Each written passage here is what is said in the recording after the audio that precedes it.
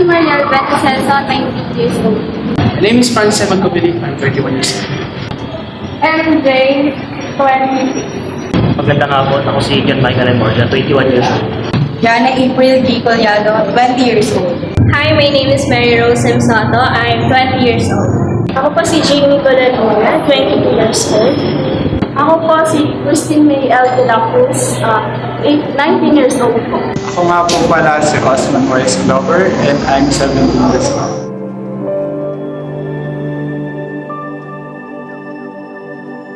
Kung ipipikit mo ang iyong mga mata at masisilayan mo ang batang ikaw, anong pakiramdam ang gusto mong iparating sa kanya mula sa hinaharap? Ang init ng isang yakap na nagsasabing naging maayos ang lahat? Ang mahigpit na hawak ng kamay bilang gabay sa kanyang paglalakbay? O ang marahang tapik sa likod bilang paalala na sapat at mahalaga siya?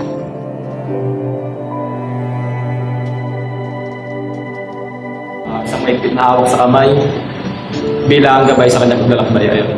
Ang napili ko po ay ang init ng isang yakap na nagsasabing naging maayos ang lahat.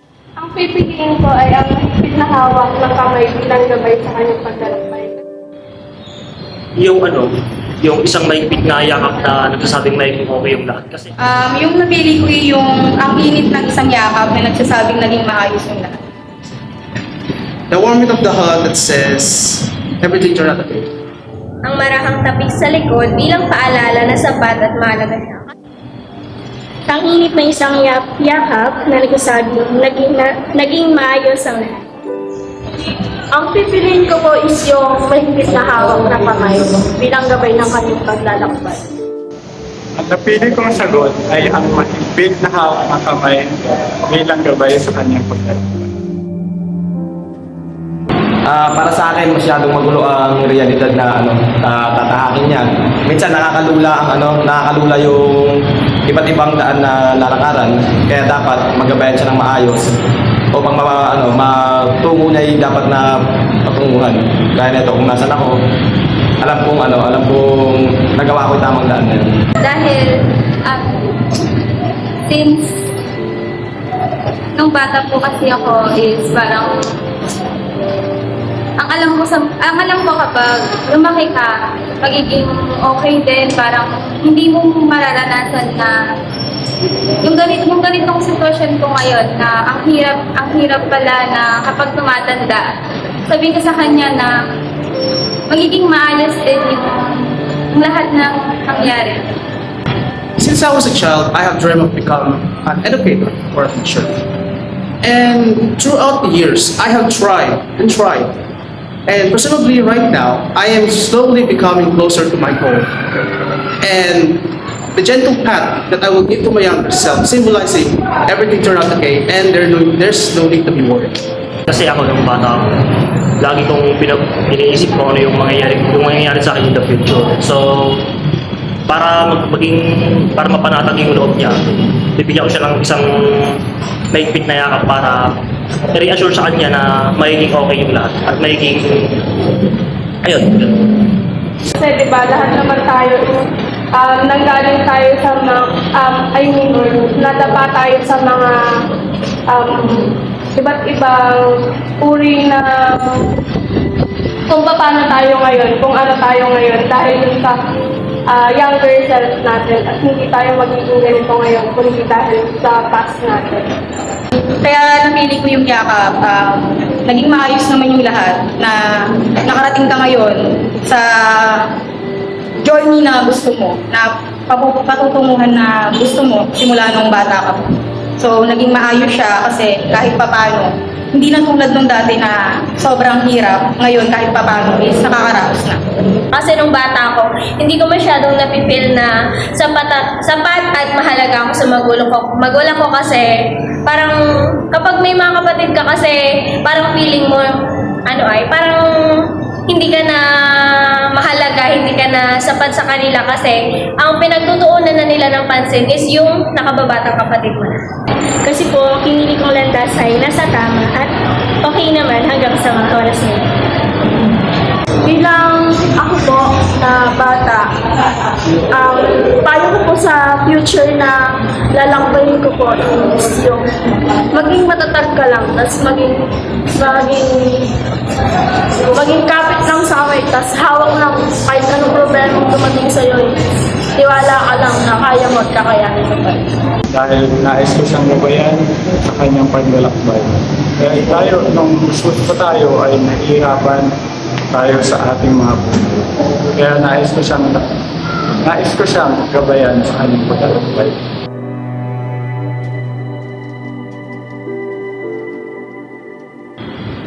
Kung magkakaharap ang iyong batang sarili at ang iyong mga magulang, ano ang gusto mong maramdaman mula sa kanila?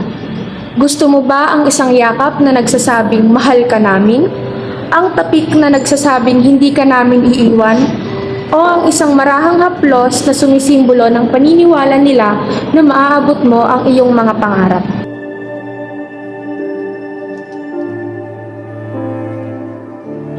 Para sa akin yung topic na hindi ka namin iiwan. Ang pipiliin ko po ay isang tapik na nagsasabing hindi ka namin iiwan. My younger self meet my parents, and the feeling that I will want from them would be a gentle touch that symbolize their belief that you can achieve your dreams. Ang pipiliin ko is yung gusto mo ba sa yakap na magsabi mahal ka namin. Yung isang maharang na haplos. Ang gusto kong maramdaman mula sa kanila ay isang marahang haplos na sumisimbolo ng paniniwala nila na maabot ko ang aking mga pangarap. So, yung pinili ko is yung isang marahang haplos na sumisimbolo ng paniniwala nila na maabot mo yung mga pangarap ko. Ganun. So, ang topic ng nagsasabing hindi kayo. Para po sa akin is, ang pinili ko po is, gusto mo ba ang isang yakap na nagsasabing mahal ka namin? Ang napili ko pong sagot ay ang tapik na hindi ka namin iiwan. Kasi mula pagkabata, mas nasanay akong kumilos mag-isa. So yun, hindi ako nasanay na may magulang sa tabi or mga ang nagiging kakampi ko lang sa mga nakaraan. Sarili ko lang talaga kasi yun yung yun yung nakasanayan ko. Kaya kung makakasalubong ko sila, gusto kong marinig sa kanila yung salitang hindi ka namin iiwan. Dahil po sa panahon ngayon, maraming mga magulang po na nag-iiwan ng kanilang anak kapag hindi na nila kaya yung sitwasyon na meron sila. Because when I was a child, I had dreamed that maybe I'm not fit for this, or I might not able to achieve this. But if the touch of the pat of the back that symbolized that everything can be okay, or it symbolized that it really makes you can do anything that you want to do, then that's the thing that boosts my confidence and as well the draw of my dreams that I want. Siyempre lahat naman tayo gusto natin na sinasabi sa atin ng mga magulang natin na mahal nila tayo kahit na sa simpleng pagyakap lang is nararamdaman natin kung gaano nila tayo mamahal at kung paano nila tayo mamahalin pa. Kasi gusto kong makita na naniniwala sila sa akin na maabot ko yung mga pangarap ko. Kasi ako, sabi ko nga, nung bata ako, marami akong pinatututaan sa mga bagay-bagay. Tapos isang bagay pa yung ngayon, madalang ako makapag-explore kasi masyado silang mahigpit sa akin. So parang pinapakita nila na hindi sila naniniwala sa akin, wala silang believe sa akin. So kung mangyayari yun, gusto ko yung pangatlo, yung maharang haplos kasi gusto kong maramdaman na maniniwala sila sa akin. Kasi nung bata ako, parang hindi nila pinapil sa akin na ang gusto ko kasi is maging nursing. Kaso nga lang hindi nila pinakita sa akin na sinusuportahan nila ako doon. Kaya ang pinili ko is yung isang marahang haplos na sumisimbolo ng paniniwala nila sa akin na maabot ko yung pangarap ko.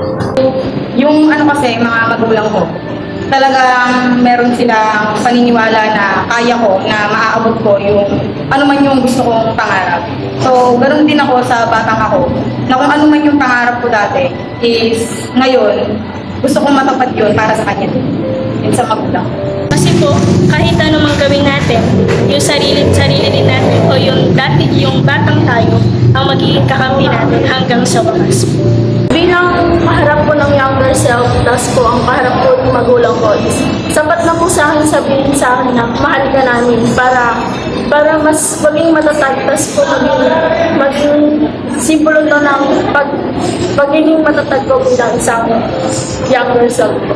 Sapat na sa akin yung pagmamahal niya. Dahil ako po ay lumaki na hindi kompleto ang aking pamilya. Kaya nais kong magkaroon ng isang pamilya na hindi ka iiwan, sasamahan ka patungo sa inyong mga pangarap. Kaya lang po at maraming salamat.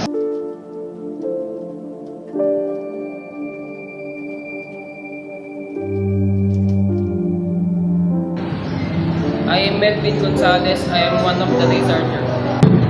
5 out of 10 ang pumili sa ang init ng isang yakap na nagsasabing nagiging maayos ang lahat.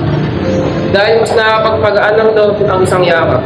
Mas nakapagpanatag din sa isang tao kapag magiging maayos ang lahat. Ako si Elaine and I'm one of the researchers. Sa question 1, sa B, 4 ang pumili over 10 respondents. Ito ay mahigpit na yakap na hawak ng kamay bilang paggabay sa kanyang paglalakbay. Dahil kalimitan naman sa ating mga kabataan, kailangan ng paggabay at lakas ng loob para makamit yung ating mga pangarap. Hello, I'm one of the researchers. My name is Renza Aguilar. 1 out of 10 of the respondents ang nag-pick ng gusto nilang maranasan mula sa kanilang magulang ang marahang topic sa likod na nagpapaalala na sapat at malala siya. Based on our finding, para sa kanya hindi siya sinuportahan sa gusto niya noon. Even though she showed that she had done and her best.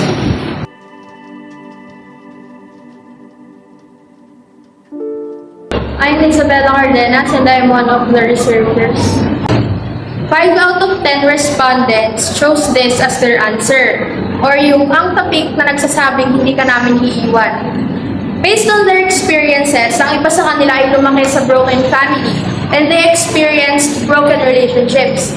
And with that experiences and based on the data we gathered, people crave a strong family bond, yearning for reassurance from their parents that they'll never be abandoned. They long to hear, "You are not alone, you are loved, and we'll never let you go." Hi, I'm Giselle Victoria. 4 out of 10 ang respondents ang pumili na gusto nilang maranasan ang marahang haplos na sumisimbolo ng paniniwala ng kanilang magulang na maaabot nila ang kanilang mga pangarap. Dito, ito yung gusto nilang maramdaman mula sa kanilang mga magulang. Raymond Gregorio po, isa sa mga researchers. 1 out of 10 respondents lang ang pumili sa gusto mo ba ang isang yakap na nagsasabing mahal ka namin dahil based sa respondent na yon, sapat na raw sa kanya na marinig mula sa kanyang mga magulang ang mga salita na mahal siya ng mga ito. In the end, touch is more than just physical. It carries the warmth of love, the strength of guidance, and the reassurance of belonging. Through these reflections, we see how a simple embrace, a firm grip, or a gentle pat can change our sense of self and connection. The way we long to be held, guided, or reassured speaks to the deepest parts of who we are and the love we seek.